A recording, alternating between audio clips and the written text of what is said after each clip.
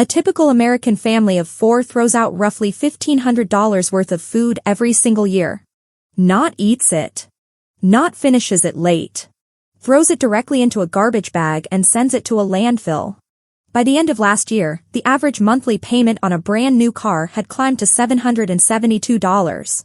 That number comes straight from Edmunds data out of late 2025. More than 20% of new car buyers are now locking themselves into payments that exceed $1,000 every single month. As a country, Americans collectively carry $1.65 trillion in auto loan debt. On top of that, the average person stopping at a coffee shop pays $6 to $8 per drink. Someone grabbing one specialty coffee on every workday is spending somewhere between $1,500 and $2,000 a year on a beverage that costs 25 to 50 cents to make in their own kitchen. Those numbers are not random.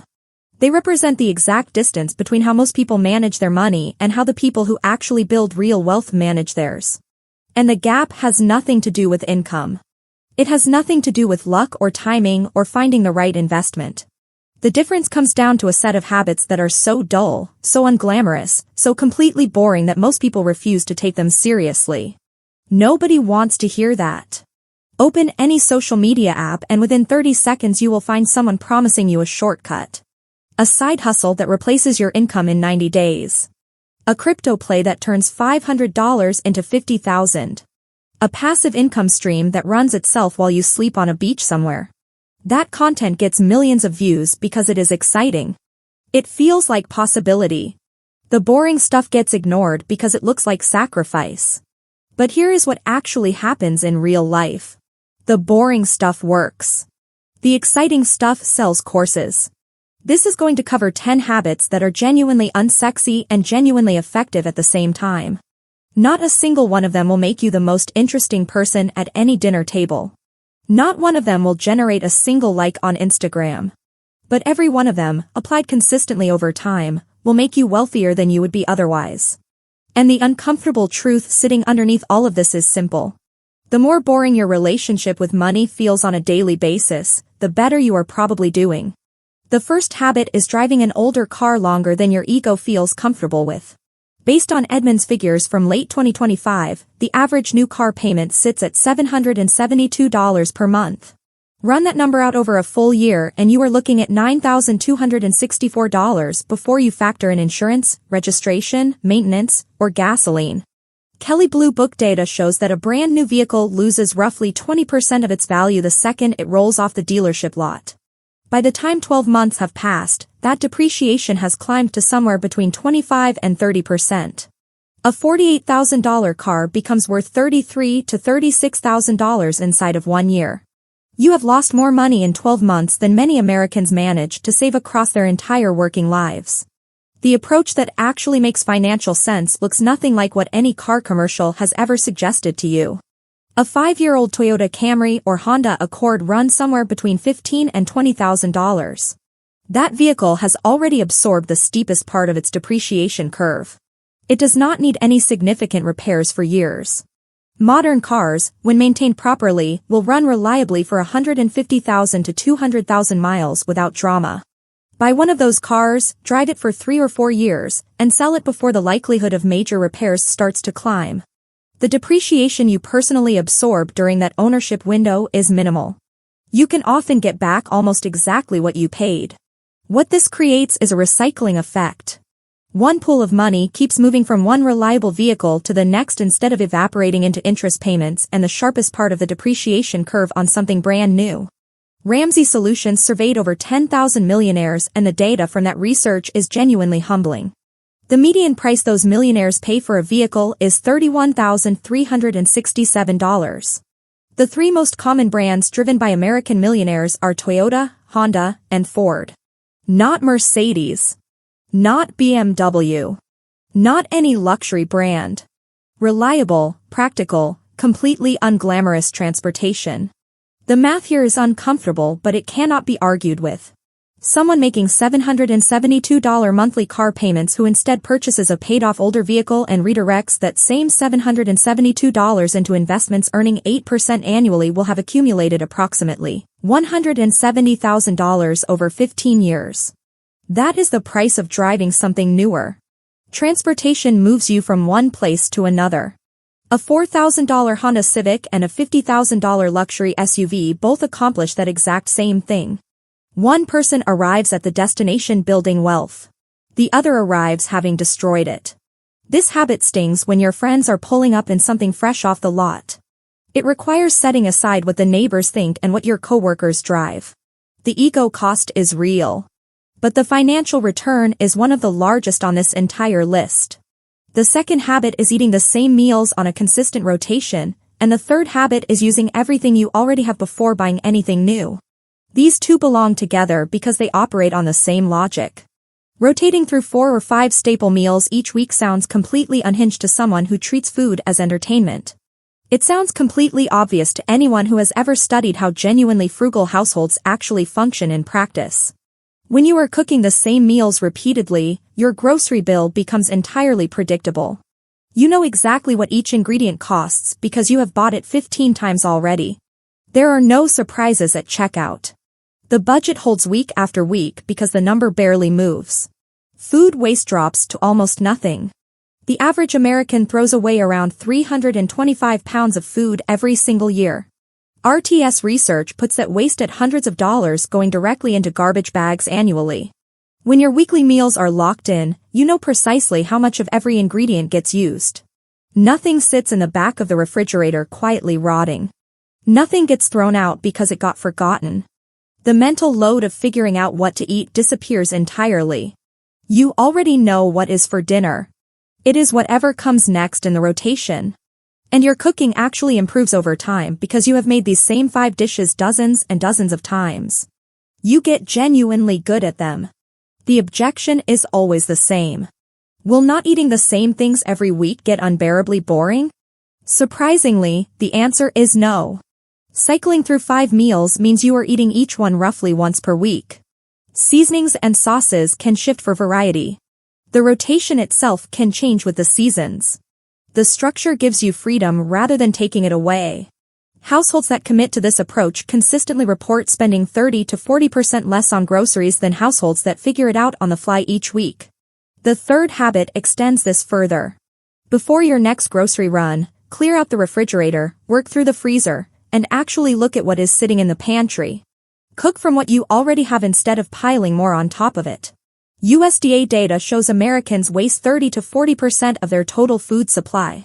For a family of 4, that translates to roughly $1,500 per year going directly into landfills. Food waste is the single largest category of material filling American landfills, making up more than 24% of all municipal solid waste.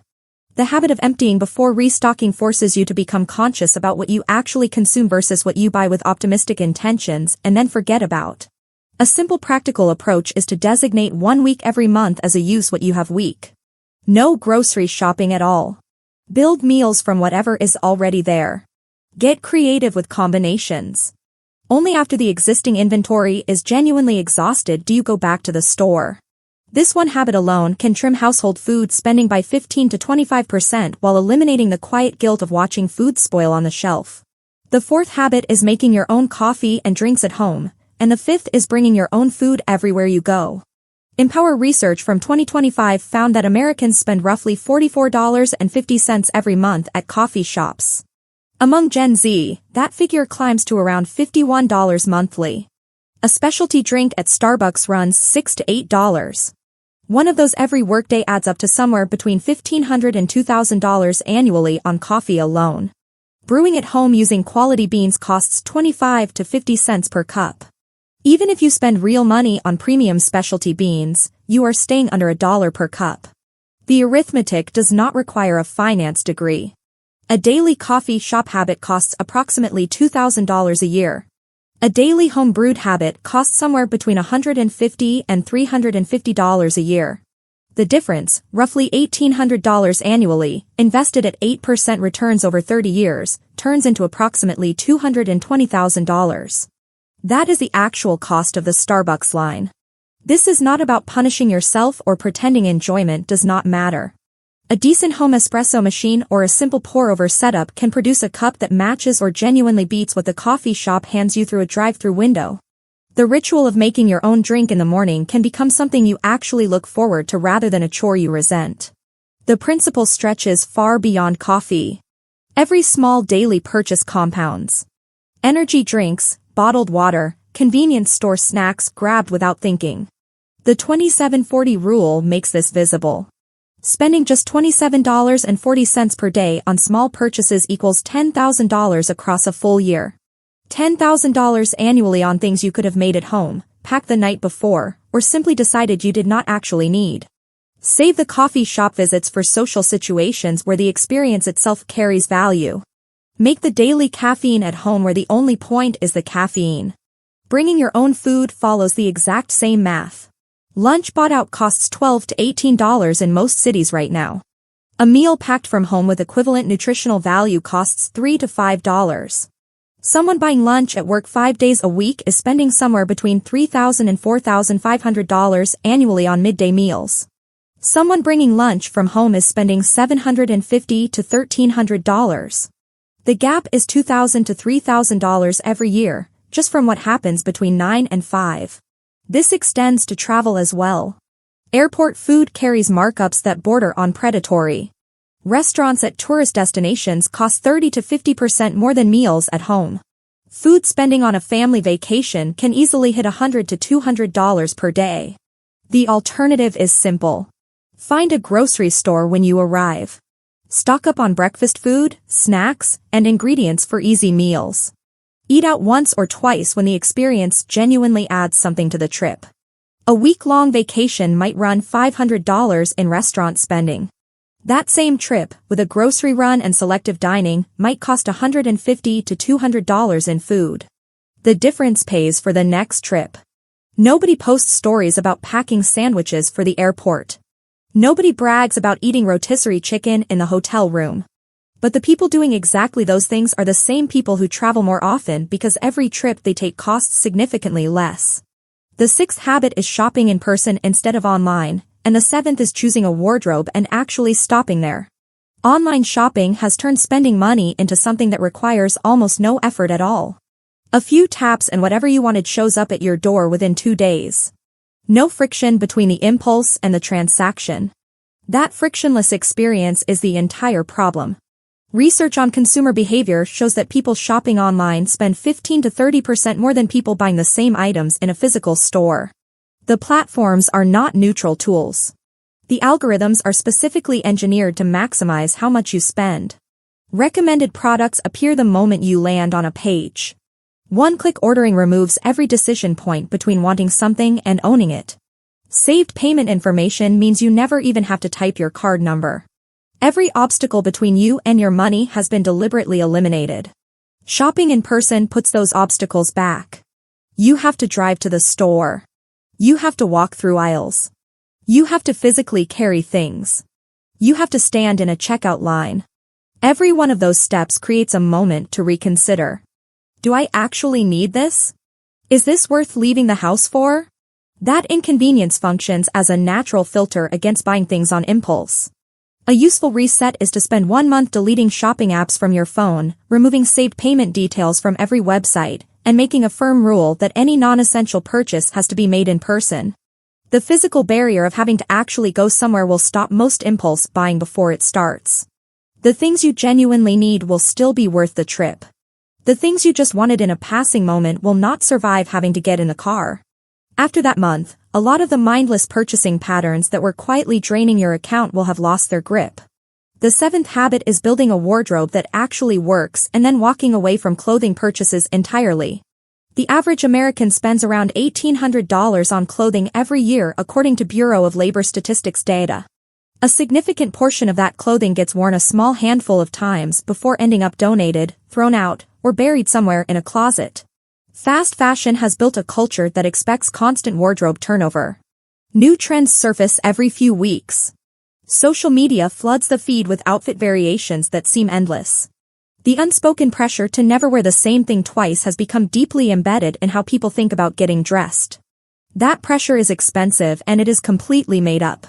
The alternative is a capsule wardrobe of quality basics that coordinate with each other. A consistent personal style. Pieces that fit properly and will last for years. And then a firm stop. No more browsing. No more ads to cart. No more packages on the doorstep. This means wearing the same things repeatedly. It means being an outfit repeater without apology. The benefits are substantial. Zero decision fatigue about getting dressed in the morning. No more time lost scrolling clothing websites. No more closets stuffed with things you forgot you owned. No more single-use garments that feel like a waste the moment you donate them. Cost per wear is the number that actually matters, not the sticker price. A $300 sweater worn 100 times costs $3 per wear.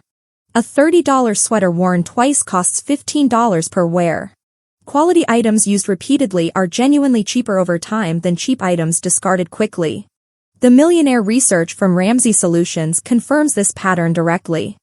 High net worth individuals are not constantly refreshing their wardrobes. They find what works and stay there. The 8th habit is treating yourself exactly like a bill and paying yourself before anything else gets a dollar. The 9th habit is living as though your income is still what it was 2 years ago. Most people follow the same money sequence without ever questioning it. The paycheck comes in. The bills get covered. Spending happens across the rest of the month. Whatever is left over, if anything survives, moves towards savings. This sequence is the reason savings stay minimal for most people. Spending naturally fills whatever space is available. When savings are last in line, savings get eliminated first. The inversion that changes everything is treating your savings and investment contributions the same way you treat your rent or your electric bill. Non-negotiable. Due immediately. When the paycheck lands, automatic transfers move money out before you have a chance to spend it. Retirement accounts, emergency fund, investment accounts. Those get funded first. What is left after that is what your life runs on. Your lifestyle adjusts to the smaller number rather than expanding to swallow the larger one. More than 1 million American workers have built over $2 billion in savings through state auto IRA programs using exactly this structure. The money left payroll automatically before workers ever saw it. Saving happened as the default rather than as an act of willpower. The psychology here is straightforward. You cannot spend money you never see in your checking account. Set up automatic transfers for the day immediately following each paycheck. Fund the retirement account, the emergency reserve, and the investment account before your balance has even registered what arrived. Make the saving happen first and let life organize itself around what remains. This single structural shift, moving savings from last priority to first, is the clearest line separating people who accumulate wealth from people who genuinely cannot figure out where their money disappears every month. The 9th habit confronts something called lifestyle creep, and it is responsible for a staggering amount of financial pain among people who should have no financial pain at all. When income rises through a raise, a promotion, or a new role, the nearly universal response is an immediate upgrade in how life looks. Nicer apartment. Newer car. Better restaurants. More frequent travel.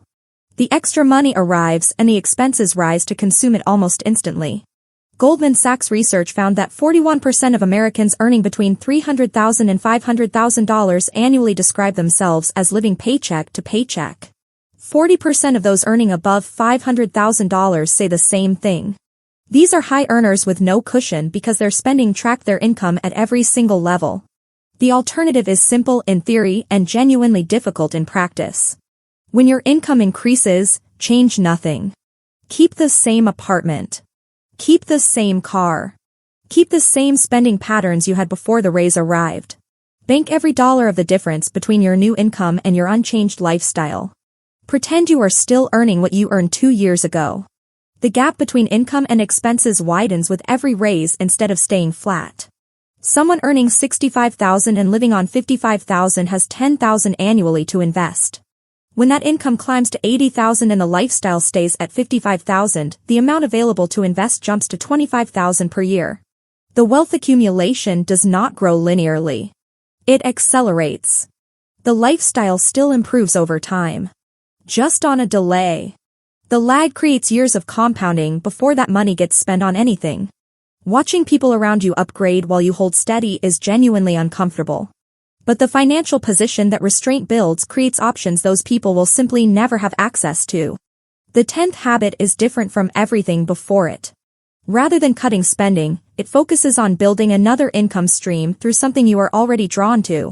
Research published by IN found that 65% of self-made millionaires have at least 3 separate income streams. Not 1. Not 2. At minimum 3. For most people, the idea of building additional income feels like too much. It conjures images of launching a business from scratch, working nights and weekends, learning an entirely new skill set from zero. The reframe that makes this approachable is to stop thinking about starting a business and start thinking about monetizing something you already do. If fitness is a genuine part of your life, document the journey. If you are skilled at a craft, sell what you make. If you have deep knowledge in a specific area, teach it to people who are still figuring it out.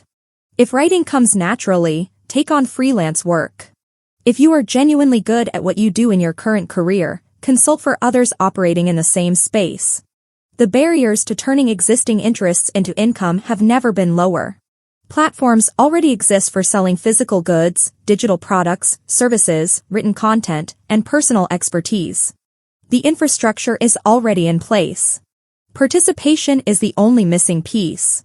This does not mean leaving your job or grinding away for 80 hours a week. Even 1 to 5 hours per week directed consistently toward building something that generates income can produce an additional $100, $500, or $1,000 monthly depending on the approach. That money feeds directly back into everything else on this list. A larger emergency fund. Bigger retirement contributions. Faster elimination of any remaining debt. There is also a substitution effect that works in both directions. Time spent building something generates money. Time spent consuming entertainment typically costs money. A productive hobby replaces a consumptive one, and the financial impact runs in both directions simultaneously.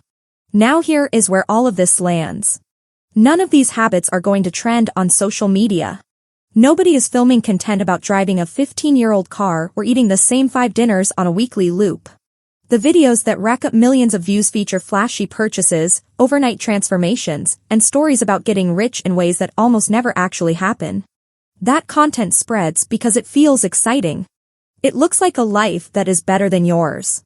But the people who actually build lasting wealth, not the people who perform wealth on camera, practice these boring behaviors with remarkable consistency. Ramsey Solutions research across more than 10,000 millionaires found that 79% of them are completely self-made with no inheritance behind them. Only 31% averaged $100,000 or more in annual income throughout their entire career. The average millionaire reached that threshold after 28 years of consistent behavior. 8 out of 10 contributed to an employer 401k. 3 out of 4 also invested outside their employer plan. Not a single millionaire in that study pointed to picking individual stocks as a meaningful factor in their outcome. The path is consistent saving, consistent investing, and consistent restraint stretched across decades. Nothing flashy. Nothing shareable. Nothing that photographs well. The math laid out plainly.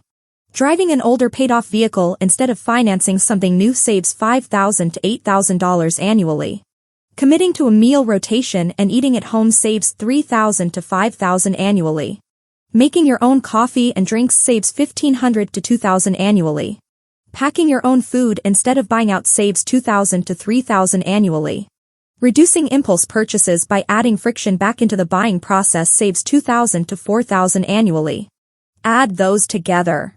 These habits represent $13,500 to $22,000 in annual savings compared to what typical American spending patterns produce. Take $15,000 of that annually and invest it at 8% returns over 25 years. It becomes approximately $1.2 million. The boring habits produce millionaire-level outcomes. The exciting spending patterns produce paycheck-to-paycheck stress regardless of what the income number says. The choice here is not between living well and building wealth.